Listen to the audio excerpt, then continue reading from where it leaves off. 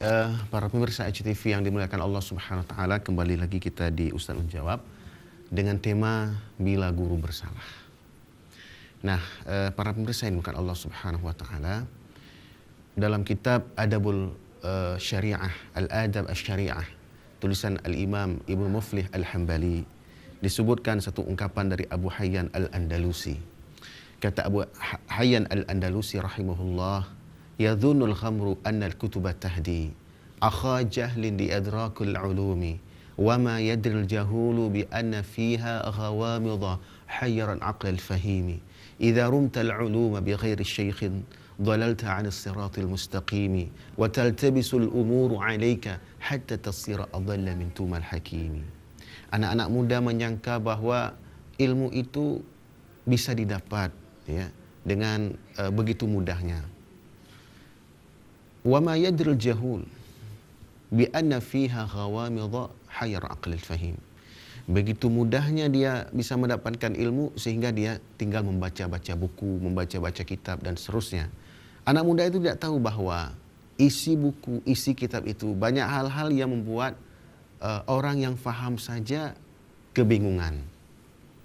Idza rumtal uluma bi ghairi syaikhin dhalalta 'an siratil mustaqim.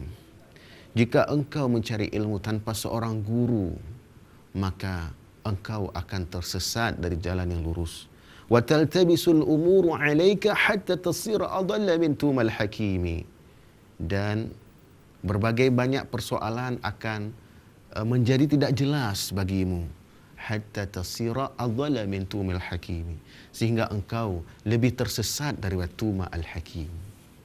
Nah, para pemirsa HTV Allah muliakan, jadi sebagaimana kita maklumi, Tuma Al-Hakim adalah seorang belajar dari buku-buku, dari kitab-kitab. Dia tidak belajar dari seorang guru. Maka akhir dari hidup beliau ini, beliau meninggal dengan keadaan yang sangat tragis. Beliau mati karena bisa ular. Kenapa sampai demikian keadaan beliau? Itu karena beliau belajar tanpa seorang guru. Jadi apabila kita baca sejarah dari Tuma Al-Hakim yang disebutkan oleh para ulama, maka kesalahan itu karena membacakan satu hadis yang diriwayatkan oleh Imam Muslim, dan kebetulan hadis yang tersebut dalam kitab itu keliru menempatkan titik ya. Jadi harusnya bacaan yang benarnya adalah habbatus sauda, tapi tertambah satu titik ya. Di kitab peninggalan orang tuanya itu dia menemukan hadisnya tertambah satu titik, sehingga bacaannya bukan habbatus sauda tapi hayyatus sauda. Nah, kalau sudah berganti cara baca seperti itu, sudah pasti sudah lain artinya. Kalau habbatus sauda itu artinya jintan hitam ya. Tapi kalau hayyatus sauda itu artinya ular hitam. Jadi jauh sekali perbedaannya. Nah, dalam hadis riwayat Muslim disebutkan habbatus sauda syifaa'un likulli da'. Habbatus sauda adalah obat segala penyakit. Nah, ternyata karena tertambah satu titik itu, dia kemudian mencari ular hitam. Di kitab tulisan dia itu tertambah satu titik sehingga jadinya hayyatus sauda syifaa'un likulli da'. Ular hitam obat segala penyakit. Dia mencari ular hitam, lalu dia mengkonsumsi sendiri untuk merasakan khasiat dari ular hitam tersebut. Akhirnya dia meninggal seketika karena bisa dari ular hitam tersebut. Nah, para pemirsa HTV yang dimuliakan Allah Subhanahu wa taala, seandainya dia punya guru, dia bisa bertanya kepada guru, "Wahai guru, ini disebut dalam hadis ini bahwasanya ular hitam obat segala penyakit. Bagaimana nih guru?" Maka guru beritahu, "Wahai muridku, sesungguhnya itu yang dimaksud bukan ular hitam, tapi jintan hitam. Itu tertambah satu titik. Yang benarnya adalah habbatus sauda, bukan hayyatus sauda." Nah, para pemirsa HTV Allah muliakan, jadi kita perlu memang punya guru ya. Tidak boleh kemudian kita tidak berguru. Kita mesti berguru. Tapi tentu saja apabila kita menemukan guru kita bersalah, maka kita wajib memberitahu beliau. Seandainya misalnya guru kita faham ilmu fikih sangat mendalam, kita belajar fikih kepada beliau. Tetapi bila mana ada di antara ilmu-ilmu yang lain yang disampaikan oleh gurunya, oleh guru kita, dan guru kita tidak terlalu faham dengan ilmu tersebut, sementara kita lebih faham dari guru kita, maka kewajiban kita memberitahukan guru kita. Saya di sini menyebutkan satu ungkapan yang luar biasa yang tersebut dalam kitab Al-Jami' li Akhlaqir Rawi was Sami', ya, tulisan Al-Imam Al-Khatib Al-Baghdadi rahimahullah. Jadi Al-Imam Khatib Al-Baghdadi menyebutkan ungkapan dari muridnya, gurunya Imam Bukhari, ya, yang bernama Ibnul Madini.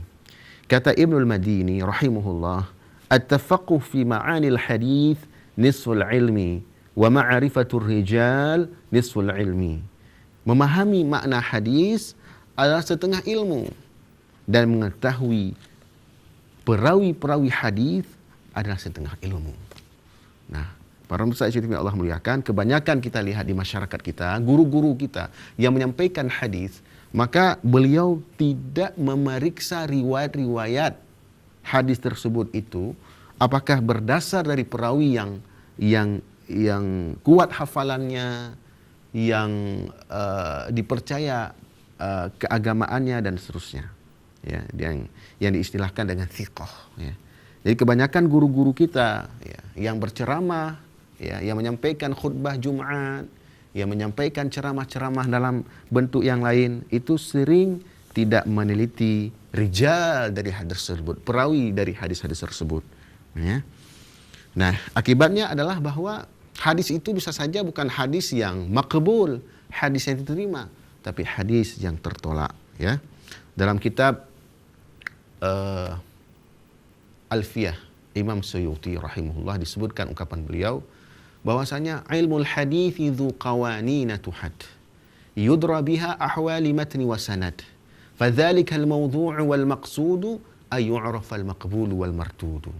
Ilmu hadis itu memiliki aturan-aturan yang dengan aturan-aturan itu dapat diketahui keadaan sanad dan matan dari sebuah hadis. Ya. Jadi ilmu hadis itu qawanin tuhad yudra biha ahwali matni wa sanad fadzalika al-mawdhu' wal maqsud. Itulah maksud dan tujuan dari ilmu hadis. Ya. Fadzalika al-mawdhu' wal maqsud ay yu'raf al-maqbul wal mardud, agar dapat diketahui mana hadis yang diterima dan mana hadis yang ditolak.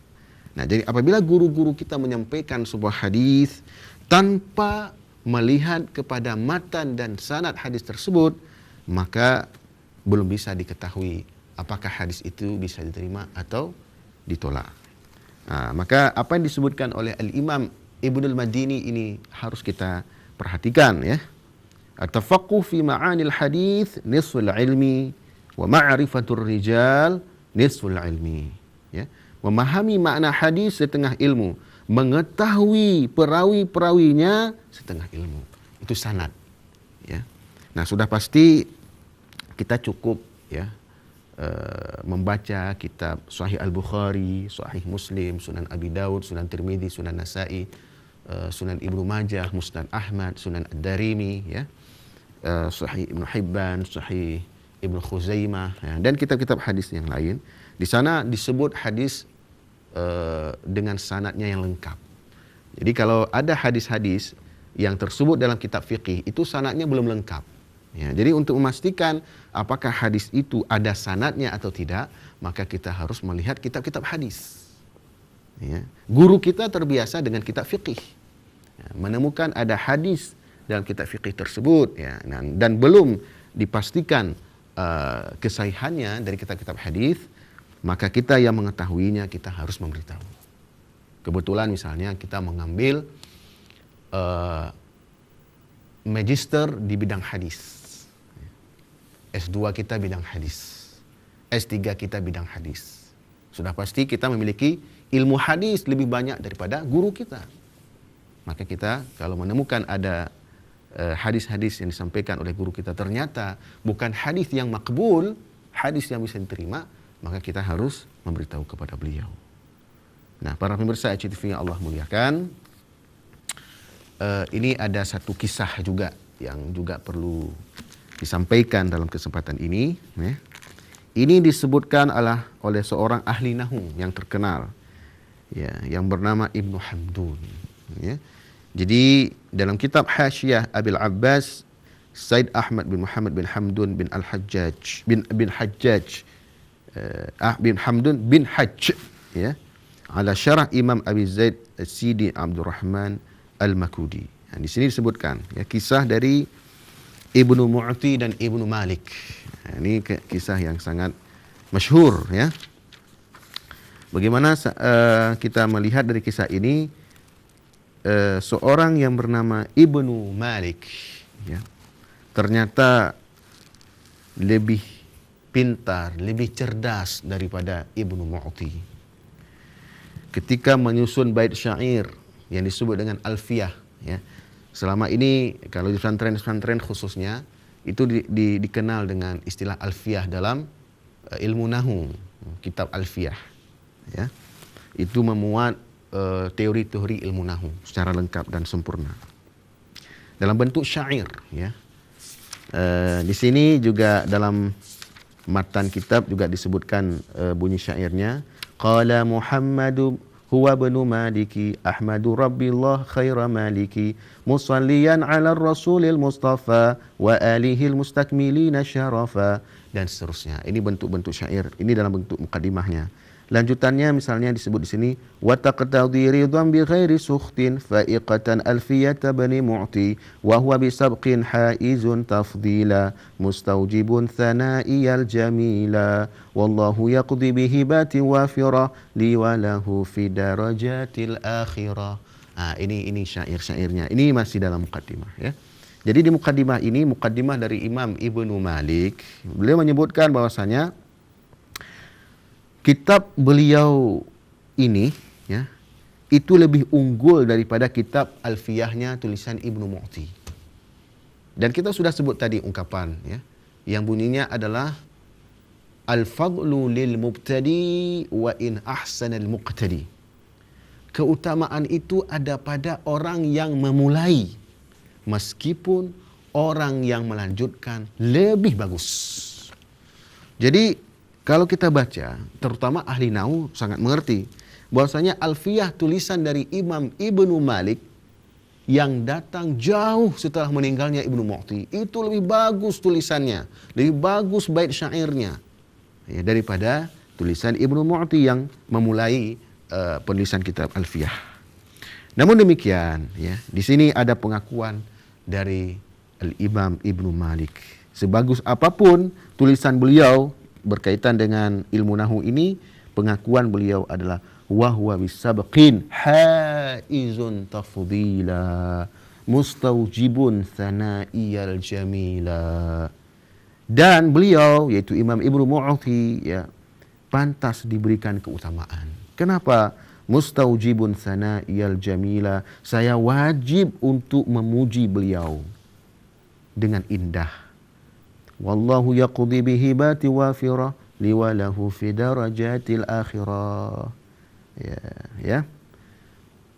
Nah, para pemirsa yang Allah muliakan, jadi pengakuan yang luar biasa dari Imam Ibnu Malik terhadap Imam Ibnu Mu'ti ini berdasar kepada mimpi.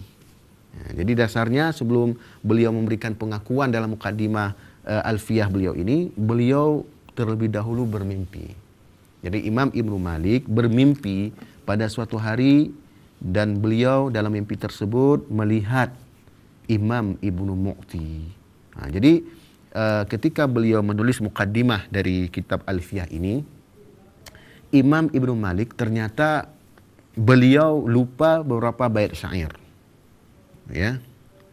Lalu kemudian beliau melihat dalam mimpi tersebut, ya, datang Imam Ibnu Mu'ti. Ini boleh dibaca dalam kitab ini, Hasyiah Ibnu Hamdun, halaman 23, ya. Wa qad yuqal inna hadhihi da'awa la tahtaj ila dalil fa inna man nadhara ila alfiyah ibn Mu'ti wa alfiyah ibn Malik alima annaha faqataha. Ya. Wa yurwa anna ibn Malik zada ba'da hadha fa'iqatan minha bi alfi baitin. ثم وقف ولم يستطع الزيادة على هذا الشعر أياما. Jadi di sini disebutkan bahwasanya diriwayatkan bahwa Ibnu Malik ya tidak bisa lagi melanjutkan bait syairnya setelah bait syair yang berbunyi fa'iqatan minha bi alfi baitin. Ya, kelebihan dari alfiyah tulisan saya ini 1000 kali lebih bagus daripada bait syairnya tulisan Ibnu Mu'ti. Tapi kemudian beliau tidak bisa lagi menulis. Sudah buntu ide beliau. Inspirasi beliau itu sudah tidak lagi keluar, ya. Walam yastati' az-ziyada ala hadha asy-syi'r ayyaman. Nah, dan beliau tidak mampu lagi ya melanjutkan menambah syair ini sampai beberapa hari. Ayyaman, beberapa hari. Fara'a syakhsan fi manamihi, lalu beliau melihat ada seseorang ada pada mimpi beliau. Faqala, dan orang dalam mimpi itu berkata, sami'tu annaka tad'u alfiyatan fi nahwi. Saya mendengar bahwa engkau membuat alfiyah dalam ilmu nahwu. 1000 syair dalam ilmu nahwu. Qala Ibnu Malik. Ibnu Malik berkata, "Na'am, benar." Faqala, "Ila aina wasalta?" Sampai di mana bait syairmu itu? Faqala, maka Ibnu Malik berkata, "Ila fa'iqatan minha bi alfi baitin." Kelebihan alfiyah saya ini ya lebih utama 1000 bait syair, dengan 1000 bait syair. Faqala, maka Ibnu Mu'ti dalam mimpi itu berkata, "Ma mana'aka min itmami hadzal bait?" Apakah yang menghalangimu untuk menyempurnakan bait ini? Faqala lahu, maka berkata Ibnu Malik, "Ajaztu mundu ayyam." Saya tidak lagi mampu melanjutkan bait syair itu sejak beberapa hari ini. Faqala lahu, maka berkata Imam Ibnu Mu'ti, "Aturidu itmamahu?" Maukah engkau menyempurnakan bait syair itu? Qala lahu, berkata Ibnu Malik kepadanya, "Na'am, benar." Faqala lahu, maka berkata Imam Mu'ti, "Wal hayyu qad yaghlibu alfa mayyitin." Lanjutan bunyi syairnya adalah, orang hidup terkadang mampu mengalahkan 1000 orang mati. Nah, jadi ini pemirsa Aceh TV yang dimuliakan Allah, pengakuan Imam Ibnu Mu'ti bahwasanya orang yang melanjutkan itu bisa saja 1000 kali lebih bagus daripada orang yang memulai. Ya, wal hayyu, yaitu siapa yang masih hidup? Imam Ibnu Malik. Yang sudah mati siapa? Imam Ibnu Mu'ti. Jadi orang hidup itu terkadang mampu mengalahkan 1000 orang yang telah meninggal dunia. Jadi kita bisa saja lebih pintar daripada 1000 guru-guru kita. Bisa saja kita lebih pintar, lebih luas wawasan kita daripada 1000 guru kita. Tapi itu tidak buat kita sombong, takabur dan seterusnya. Faqala lahu, "La'allaka anta Ibnu Mu'ti." Maka berkata Ibnu Malik kepada Ibnu Mu'ti, "La'allaka anta Ibnu Mu'ti." Mungkin engkau Ibnu Mu'ti. Qala lahu, berkata Ibnu Mu'ti, "Na'am, benar." Fastahya minhu. Maka Imam Ibnu Malik pun merasa malu. Ya. Falamma asbaha asqata dzalika asy-syatr wa qala wa huwa bisabqin ilah. Dan ini disebutkan berikutnya adalah ketika pada waktu pagi harinya, maka Imam Ibnu Malik pun bisa melanjutkan bait syair yang seperti yang kita baca tadi pada awal ya. Lanjutan dari bait syair itu ya. Wa huwa bisabqin وهو بسبق حائز تفضيلا مستوجب ثنائي الجميلا والله يقضي بهبات وافرة لي وله في درجات الآخرة. Baru bisa beliau lanjutkan adalah setelah beliau kemudian menyadari kesalahan-kesalahan beliau, karena menganggap beliau melebihi Imam Ibnu Mu'ti sampai 1000 kali lebih bagus. Jadi sifat inilah yang kemudian membuat beliau menjadi lupa apa inspirasi berikutnya dari syair-syair beliau. Nah, para pemirsa TV Allah muliakan, sesungguhnya memang bisa saja murid bisa lebih pintar daripada gurunya, bisa lebih cerdas daripada gurunya, bisa lebih punya wawasan lebih luas daripada gurunya, tetapi itu tidak membuat si murid tersebut lebih utama daripada gurunya. Pegangan kita adalah al-fadlu lil mubtadi wa in ahsanal muqtadi. Keutamaan itu ada pada orang yang memulai meskipun orang yang melanjutkan lebih bagus lagi. Nah, baik para pemirsa yang Allah muliakan, di sini ada ungkapan yang penting untuk kita simak dari Al-Imam An-Nawawi rahimahullahu taala, ya. Kata Imam An-Nawawi, ya, dalam kitab Al-Majmu' Syarah Al-Muhadzab, beliau katakan, fa innal iqtida'a wal 'amal innama yakunu bil ahadits as-sahihah wa aqwalil ulama wa la yaltafitu ila muhdatsatil awam wa ghairihim wa jahalatihim. Sesungguhnya yang diikuti dan yang diamalkan hanyalah sesuatu yang berdasarkan hadis-hadis yang sahih dan pendapat-pendapat para ulama. Wala yaltafitu ila muhdatsatil awam, maka janganlah berpaling pada hal-hal baru yang dilakukan oleh orang awam atau selain mereka, selain orang awam. Muhdatsatul awam atau muhdatsatul alim, ya. Perbuatan baru yang dilakukan oleh orang-orang alim. Kita tidak boleh berpaling pada muhdatsat. Kita hanya berpaling pada hadis yang sahih dan pendapat-pendapat ulama. Nah, para pemirsa yang Allah muliakan, jadi penting bagi kita apabila kita menemukan apa yang dijelaskan oleh guru kita ternyata menyelisihi Al-Quran dan hadis Rasulullah Muhammad SAW, maka kita harus memberitahu mereka. Nah, di sini juga disebutkan oleh Al-Imam Said Bakri Syata dalam kitab beliau I'anatul Talibin, ya, pada bab as-saum, ya, pada faslun fi shaum tatawwu', ya. Beliau mengungkapkan bagaimana seorang ulama besar dalam fiqih yang bernama Al-Allamah Al-Ajhuri, beliau masih bertanya berkaitan dengan hadis kepada guru hadis. Padahal beliau adalah ahli ilmu yang luar biasa, keilmuan beliau diakui oleh umat, yang bernama Al-Ajhuri. Beliau digelar dengan Al-Allamah, orang yang paling dalam ilmunya, paling luas ilmunya. Tapi ternyata beliau masih bertanya kepada guru-guru hadis. Apa kata Al-Allamah Al-Ajhuri? Al-Imam Said Bakri Syata menyebutkan dalam kitab I'anatul Talibin ini, ya. Qala Al-Allamah Al-Ajhuri, wa laqad sa'altu ba'd a'immatil hadis wal fiqh 'ala al-kahli wa tabhil hubub wa labsil jadid wa idhariz surur. Saya pernah bertanya kepada beberapa ulama hadis dan fiqh berkaitan dengan hukum dari memakai celak, dari memasak biji-bijian, ya, dan memakai pakaian baru dan hal-hal lain serba baru, dan juga memperlihatkan kegembiraan di hari Asyura. Adakah hadisnya? Bagaimana hukumnya dan seterusnya? Maka ahli-ahli fiqih dan ahli hadis itu berkata, lam yarid fihi hadithun sahihun 'anin nabi sallallahu alaihi wasallam wala 'an ahad min as-sahabah wala istahabbahu ahadun min a'immatil muslimin. Tidak ada satu hadis sahih pun dari Nabi SAW, tidak juga ada hadis dari tidak juga ada dari riwayat para sahabat beliau satu pun, dan tidak dianjurkan oleh seorang dari imam-imam kaum muslimin. Nah, ini penjelasan dari Al-Allamah Al-Ajhuri. Meskipun beliau sudah punya ilmu yang sangat-sangat dalam, punya ilmu yang sangat-sangat luas, tapi beliau tidak membuat sombong. Makanya Imam Sa'id bin Jubair, ya, menyebutkan seseorang itu masih terus bisa disebut berilmu kalau dia terus belajar, ya.